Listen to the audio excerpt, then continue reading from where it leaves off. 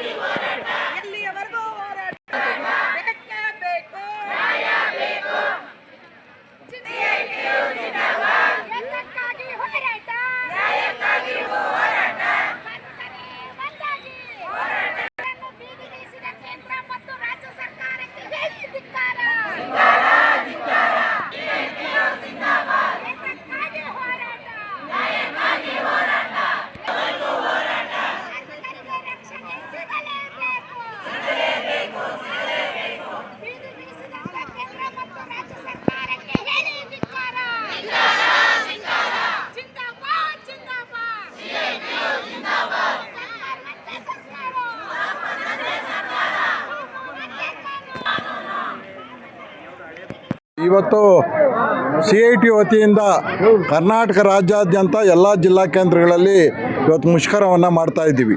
ಪ್ರಮುಖವಾಗಿ ನಮ್ಮ ಕನಿಷ್ಠ ವೇತನದ ಪ್ರಶ್ನೆ ಇದೆ. ಆ ಕನಿಷ್ಠ ವೇತನ ಇವತ್ತು 36,000 ರೂಪಾಯಿ ಕೊಡಬೇಕು ಅಂತೇಳಿ ಎಲ್ಲ ವೈಜ್ಞಾನಿಕ ರೀತಿಯಲ್ಲಿ ಇವತ್ತು ಅಖಿಲ ಭಾರತ ಮಟ್ಟದಲ್ಲಿ ಎಲ್ಲ ಎಕ್ಸ್ಪರ್ಟು ಸೇರಿ ಇವತ್ತು 36,000 ರೂಪಾಯಿ ಕನಿಷ್ಠ ವೇತನ ಬೇಕಾಗುತ್ತೆ ಅಂತೇಳಿ ತೀರ್ಮಾನ ಆಗಿದೆ ಎಲ್ಲ ILCL ಕೂಡ. ಹಿಂಗಾಗಿ ಇರಬೇಕಾಗಿರ್ತಕ್ಕಂಥ ಸಂದರ್ಭದಲ್ಲಿ ಇವತ್ತು ಕನಿಷ್ಠ ವೇತನ ಕೊಡಲಿಕ್ಕಾಗಿಲ್ಲ. ಅದರಲ್ಲಿ ಅಸಂಘಟಿತ ವಲಯದಲ್ಲಿ ದುಡಿತಕ್ಕಂಥವ್ರಿಗೆ ಇವತ್ತು ಇತ್ತೀಚೆಗೆ ಸರ್ಕಾರ ಏನು ಪ್ರಕಟಣೆ ಮಾಡಿದೆ, ನಾವು ಕನಿಷ್ಠ ವೇತನವನ್ನು ಜಾರಿ ಮಾಡಿದ್ದೀವಿ, 60% ಏರಿಕೆ ಮಾಡಿದ್ದೀವಿ ಅಂತೇಳಿ ದೊಡ್ಡದಾಗಿ ಭುಜ ತೊಟ್ಕೊಳ್ತಕ್ಕಂಥ ಸರ್ಕಾರ ಇವತ್ತು ಆ ಒಂದು ಕನಿಷ್ಠ ವೇತನ ಏನು ಮೂಲ ಇದೆ ಅದನ್ನು ಬಿಟ್ಟು ಏನೋ ಒಂದಷ್ಟು ಕೆಲವು ಸೆಕ್ಟಾರ್ಗಳಿಗೆ ಮಾತ್ರ ಇವತ್ತು ಸೀಮಿತ ಆಗಿರ್ತಕ್ಕಂಥದ್ದು. ಇವತ್ತು ಪ್ರಮುಖವಾಗಿ ಸ್ಕೀಮ್ ವರ್ಕರ್ಸು ಇದರ ವ್ಯಾಪ್ತಿಗೆ ಬರೋದಿಲ್ಲ, ಗಾರ್ಮೆಂಟ್ಸ್ ವರ್ಕರ್ಸು ಇದ್ರ ವ್ಯಾಪ್ತಿಗೆ ಬರೋಲ್ಲ, ಅಥವಾ ಬೇರೆ ಇನ್ನೂ ಹಲವಾರು ಜನ ಇದ್ರ ವ್ಯಾಪ್ತಿಗೆ ಬರದೆ ಕೇವಲ ಒಂದು 70-80 ಸೆಕ್ಟಾರ್ಗೆ ಮಾತ್ರ ಇವತ್ತು ಸೀಮಿತ ಆಗಿರ್ತಕ್ಕಂಥದ್ದು. ಇದು ದೊಡ್ಡ ಸಾಧನೆ ಅಂತ ಹೇಳ್ತಕ್ಕಂಥ ಸರ್ಕಾರದ ನೀತಿಯನ್ನು ನಾವು ವಿರೋಧಿಸ್ತಾ ಇದ್ದೀವಿ.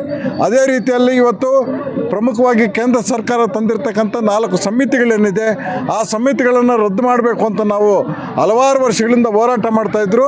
ಇತ್ತೀಚೆಗೆ ಮತ್ತೆ ಅದನ್ನು ಜಾರಿ ಮಾಡಿಬಿಟ್ಟಿದ್ದಾರೆ.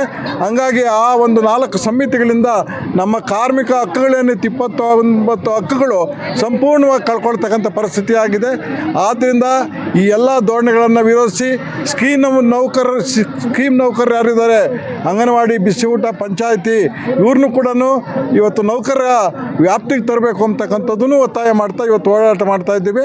ಮಾತ್ರ ಅಲ್ಲ, ಇವತ್ತು ಇಸ್ಕಾನ್ನಿಂದ ಬಿಸಿ ಊಟ ತಯಾರು ಮಾಡ್ತಕ್ಕಂಥ ಕಾರ್ಯಕ್ರಮಕ್ಕೆ ಇವತ್ತು ಹಲವಾರು ವರ್ಷಗಳಿಂದ ನಾವು ವಿರೋಧ ಮಾಡ್ಕೊಂಡು ಬಂದ್ರೂ ಈಗಾಗಲೇ ಶಿಟ್ಲಘಟ್ಟಕ್ಕೆ ಕಾಲಿಟ್ಬಿಟ್ಟು ಅಲ್ಲಿರ್ತಕ್ಕಂಥ ನೌಕರರನ್ನು ಮನೆ ಕಳಿಸ್ತಕ್ಕಂಥ ಕೆಲಸ ಆಗಿದೆ. ಅದು ಹೆಣ್ಣುಮಕ್ಕಳನ್ನು ಇವತ್ತು ಈ ರೀತಿ ಮನೆ ಕಳಿಸ್ತಕ್ಕಂಥ ಕಾರ್ಯಕ್ರಮ ಏನಿದೆ ಅದನ್ನು ವಿರೋಧಿಸ್ತೀವಿ.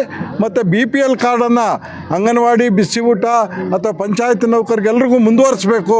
ಯಾಕೆಂದರೆ ನೀವು ಕನಿಷ್ಠ ವೇತನ 36,000 ಕೊಡ್ತಾ ಇಲ್ಲ. ಹಂಗಾಗಿ ಇವರು BPL ವ್ಯಾಪ್ತಿಗೆ ಬರ್ತಾರೆ, ಜೀವನ ಮಾಡಲಿಕ್ಕೆ ಕಷ್ಟ ಇದೆ, ಅವ್ರ ವೈದ್ಯಕೀಯ ಪರಿಸ್ಥಿತಿ ಇವೆಲ್ಲಕ್ಕೂ ಲೆಕ್ಕ ಹಾಕಿದ್ರೆ BPL ಕಾರ್ಡ್ ಅಗತ್ಯ ಇದೆ. ಇವನ್ನು ಮುಂದುವರಿಸಬೇಕು ಅಂತೇಳಿ ಈ ಸಂದರ್ಭದಲ್ಲೂ ಒತ್ತಾಯ ಮಾಡ್ತಾ ಇದ್ದೀವಿ. ಇವತ್ತು ಇಡೀ ರಾಜ್ಯಾದ್ಯಂತ ಎಲ್ಲ ಜಿಲ್ಲಾ ಕೇಂದ್ರಗಳಲ್ಲೂ ಕೂಡ CIT ವತಿಯಿಂದ ನಾವು ಕನಿಷ್ಠ ವೇತನದ ಭಾಗವಾಗಿ ಹೋರಾಟವನ್ನು ಮಾಡ್ತಾ ಇದ್ದೀವಿ. ಈ ಕನಿಷ್ಠ ವೇತನದ ವ್ಯಾಪ್ತಿಗೆ ಇವತ್ತು ಅಸಂಘಟಿತ ಕಾರ್ಮಿಕರನ್ನು ಯಾರನ್ನೂ ಕೂಡ ತಂದಿಲ್ಲ.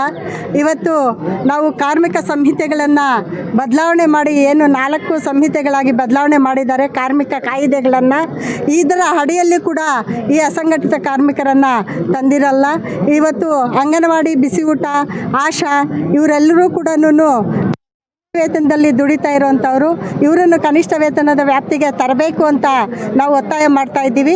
ಇವತ್ತೇನು ಜಾರಿ ಮಾಡಿದ್ದಾರೆ ಕನಿಷ್ಠ ವೇತನ ಪರಿಷ್ಕರಣೆ ಮಾಡಬೇಕು ಅಂತ 2022ರಿಂದ ಕೂಡ CITU ಹೋರಾಟವನ್ನು ಮಾಡ್ತಾ ಇದೆ.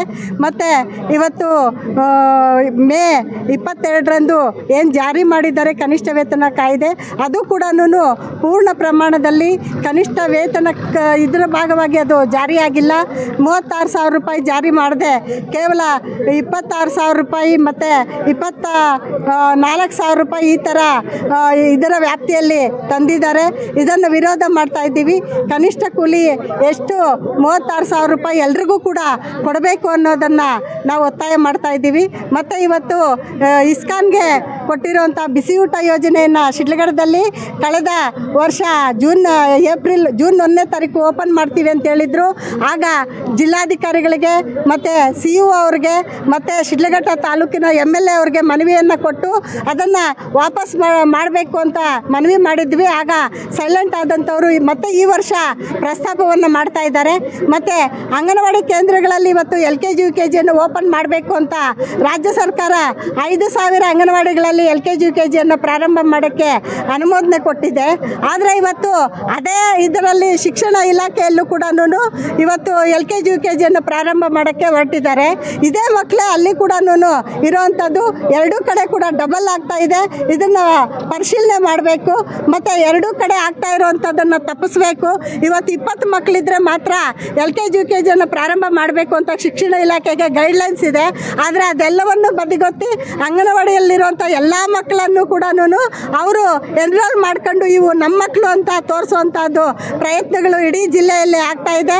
ಇದನ್ನು ಕೂಡಲೇ ಶಿಕ್ಷಣ ಇಲಾಖೆ ಮತ್ತು ನಮ್ಮ ಮಾನ್ಯ ಜಿಲ್ಲಾಧಿಕಾರಿಗಳು ಗಮನಕ್ಕೆ ತಗೊಂಡು ಅದು ಎಲ್ಲಿ ಇರಬೇಕು ಅನ್ನೋದನ್ನು ಪರಿಷ್ಕರಣೆ ಮಾಡಬೇಕು ಅಂತ ಅಂದ್ಬಿಟ್ಟು ಇವತ್ತು ನಾವು ಒತ್ತಾಯ ಮಾಡ್ತಾ ಇದ್ದೀವಿ.